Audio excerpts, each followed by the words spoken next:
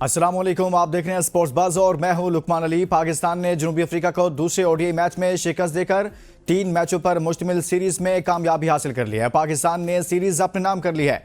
पाकिस्तान ने ऑस्ट्रेलिया को ऑस्ट्रेलिया में शिकस्त दी और उसके बाद जनूबी अफ्रीका को जनूबी अफ्रीका में शिकस्त देकर दूसरी ओडीआई सीरीज भी जीत ली है। चैंपियंस ट्रॉफी से पहले पाकिस्तान की जानिब से ओडीआई में जबरदस्त परफॉर्मेंसेस ये आने वाले वक्त का पता दे रही हैं कि पाकिस्तान क्रिकेट टीम भरपूर तैयारी के साथ चैंपियंस ट्रॉफी में मैदान में उतरने जा रही है। साथ ही साथ अच्छी खबर यह है कि एक लंबे अरसे से Babar Azam out of form थे, रन्स नहीं कर रहे थे, स्कोर नहीं कर रहे थे।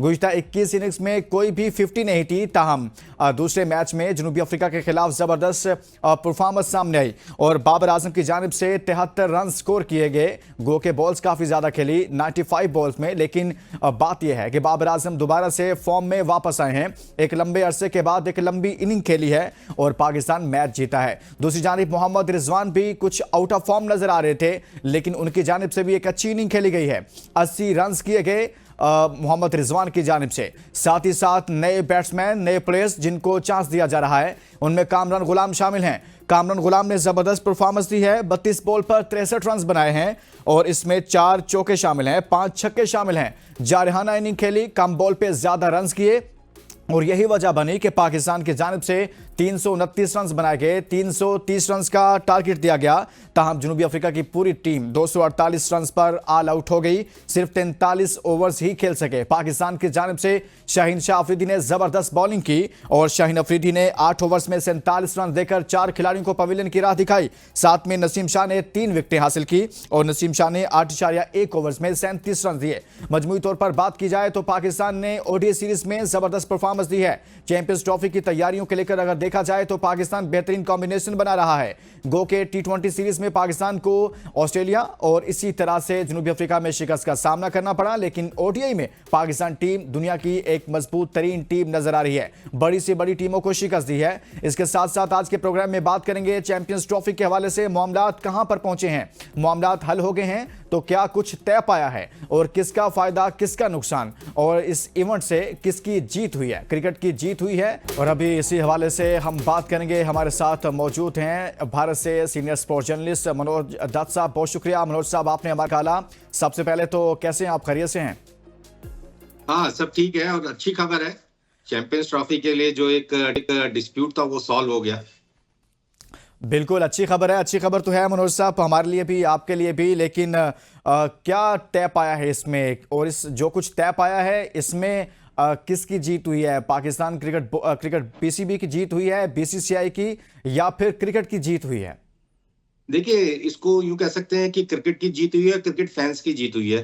फैंस चाहते हैं कि अच्छी क्रिकेट देखने को मिले और जिस तरीके से हम लोगों ने तो पहले ही बता दिया था कि हम पाकिस्तान में आकर के नहीं खेलेंगे, तो ये बहुत लंबा समय ले लिया था इस विवाद को सुलटाने के लिए। ग्रेग बार्कले जो कि पूर्व आईसीसी चीफ थे, वो डिसीजन नहीं ले पा रहे थे। हालांकि स्टेक होल्डर्स के साथ लगातार बातचीत भी हुई, आईसीसी की कई मीटिंग्स भी हुई, कोलंबो में मीटिंग हुई जुलाई के महीने में। वहां पर लास्ट मोमेंट पे इस इशू को एजेंडे से हटा दिया गया था। तो कुल मिलाकर के जय साहब ने ज्वाइन किया और एक बहुत ही पॉजिटिव डिसीजन आया। देखिए, किसी भी समस्या का ना निदान होना चाहिए, उसका सॉल्यूशन होना चाहिए। ये नहीं कि कोई डिस्प्यूट अराइज हुआ और उसको हम सुलटा ही नहीं पाए, उसका सॉल्यूशन नहीं ढूंढ पाए। तो जय शाह साहब ने यहाँ पर एक अच्छा डिसीजन लिया है, फर्म डिसीजन लिया है। डिसीजन मेकिंग के लिए तो जाने जाते हैं, गेम चेंजर तो है ही, और उन्होंने आकर के एक बढ़िया डिसीजन लिया और क्रिकेट फैंस को मजा आएगा क्रिकेट देख करके। अच्छा सर, आपने कहा कि बड़ा अच्छा फैसला है, बहुत सारे लोग कह रहे हैं कि बहुत अच्छा फैसला है, लेकिन अगर हम इसको किसी दूसरे तनाजुर में देखें कि 2025 की चैंपियंस ट्रॉफी जो पाकिस्तान में होनी है उसके मैचेस भारत बाहर खेलेगा। 2026 का वर्ल्ड कप जो भारत में होना है उसके मैचेस पाकिस्तान न्यूट्रल वेन्यू पर खेलेगा। तो ये सारे फैसले क्रिकेट की ग्रोथ के लिए कैसे हैं?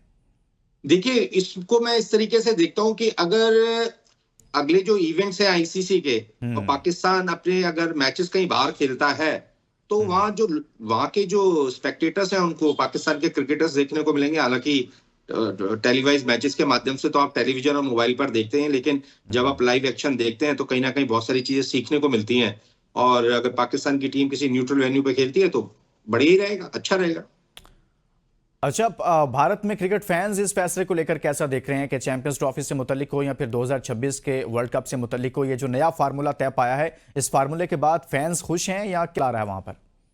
देखिए, हमारे यहाँ क्या है कि क्रिकेट को एक पूरी तरीके से भारत की जो आत्मा है वो क्रिकेट है। और हम लोग अच्छी क्रिकेट देखना चाहते हैं, और जो डिसीजंस हैं बीसीसीआई के और जो भारत सरकार के पास अंतिम अधिकार है किसी भी फैसले को लेने का, तो उसका हमें सम्मान करना है। सरकार के फैसले को हम ऐसा नहीं है कि हम ना माने। आप ये समझ लीजिए कि अगर पाकिस्तान सरकार पाकिस्तानी क्रिकेट टीम को कहीं जाने के लिए मना कर देगी, तो ऐसा नहीं है ना कि पाकिस्तान की टीम पाकिस्तानी सरकार के डिसीजन को ना माने। तो वही सारी चीजें होती हैं, और यहाँ पे कुल मिलाकर के एक अच्छा फैसला हुआ है और उस फैसले का हमें सम्मान करना चाहिए।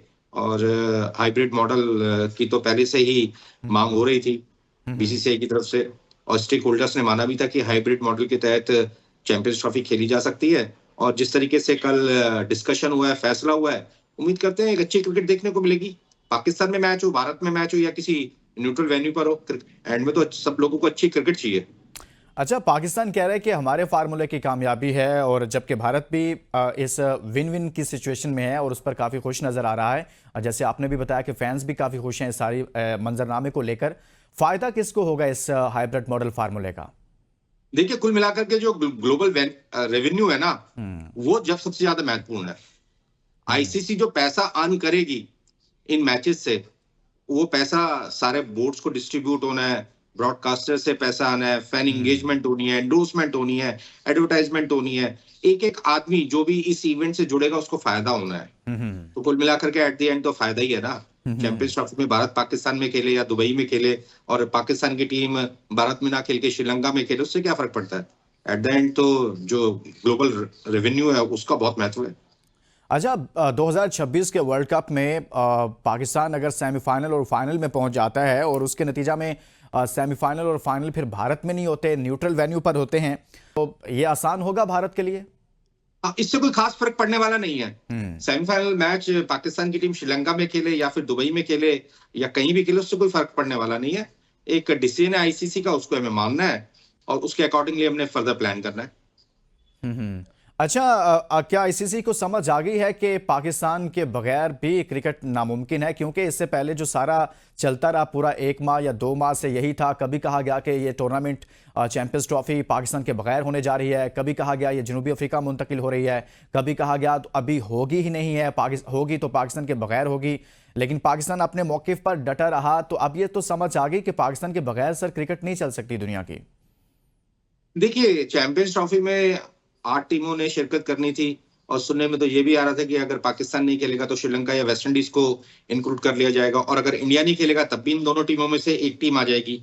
लेकिन कुल मिलाकर के जो एक फॉर्मेट है उसको हमें फॉलो करना बहुत जरूरी है, और यहाँ पर पाकिस्तान और भारत की टीमों का इतना इंपॉर्टेंस नहीं है जितना कि इंटरनेशनल लेवल पे अच्छी क्रिकेट का महत्व है। सही आप कह रहे हैं कि अच्छी क्रिकेट होनी चाहिए। तो दूसरी जानिब अगर देखा जाए कि ज़्यादा मैचेस दुबई में खेले जाएंगे, भारतीय मीडिया फिर एक नया शोशा लेकर आ गया कि क्या कहेंगे इस पर के ज़्यादा मैचेस तो दुबई में ही खेले जा रहे हैं, पाकिस्तान में इतने मैचेस नहीं उस तरह से होंगे, भारत के मैचेस नहीं होंगे, पाकिस्तान की ये एक तरह से शिकस्त है। ये नैरेटिव कहाँ से बिल्ड कर दिया जाता है सर? भारतीय मीडिया ऐसी बहुत सारी खबरें रिपोर्ट करता है और बहुत सारे प्रोग्राम्स करता है, ये क्या चलता रहता है? देखिए, सब कुछ निर्भर करता है टीआरपी पे। मीडिया हाउसेस के पास टीआरपी सबसे बड़ा इशू रहता है, लेकिन कुल मिलाकर के जो ये डिस्प्यूट था इसको सुलटाना बेहद जरूरी था, क्योंकि काफी लंबे समय से तनातनी चल रही थी कि चैंपियंस ट्रॉफी पाकिस्तान में होगी, पाकिस्तान के बगैर होगी, पाकिस्तान के बाहर होगी, भारत के बगैर होगी या भारत में होगी। तो ये जो इशू था, इस इशू को सुलटाना बेहद जरूरी था, और अब ये डिस्प्यूट पूरी तरीके से सुलट चुका है। 24 घंटे का समय है, जैसा कि कल डिक्लेरेशन हुई थी आईसीसी के द्वारा। अब 24 घंटे में सारी चीजें तय होनी है। उम्मीद करते हैं कि फैसला बहुत जल्दी आ जाएगा। फैसला बहुत जल्दी आएगा। मनोज दत्त साहब हमारे साथ मौजूद हैं। एक ब्रेक के लिए कहा जा रहा है, ब्रेक वापस आएंगे तो मजीद बात करेंगे चैंपियंस ट्रॉफी और साथ में पाकिस्तान क्रिकेट टीम ने जनूबी अफ्रीका को शिकस्त दी है। Stay with us.